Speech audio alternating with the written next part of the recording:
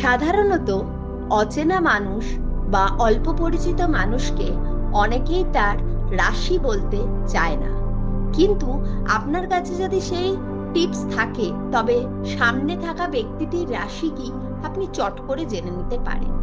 যেমন ধরুন, আপনার সামনে থাকা ব্যক্তিটির গড়ন যদি মাঝামাঝি, লম্বা, চালচলন ও ভাবভঙ্গি কোমল ও কমনীয় হয়, সুগঠিত হাত পা, মুখমণ্ডল অনেকটা পানির মতো বা গোল হয়, চোখের দ্বারা কালো, ঠোঁট শিশুর মতো নরম ও রসালো ভাবযুক্ত হয়, হাসলে হাসির মধ্যে কপটতা ও কূটবুদ্ধির আভাস থাকে, কথাবার্তা চাল চলনে প্রাণের প্রাচুর্যের অভিব্যক্তি থাকে, তবে নিশ্চিত হয়ে যান আপনার সামনে থাকা ব্যক্তিটি কন্যা রাশির জাতক।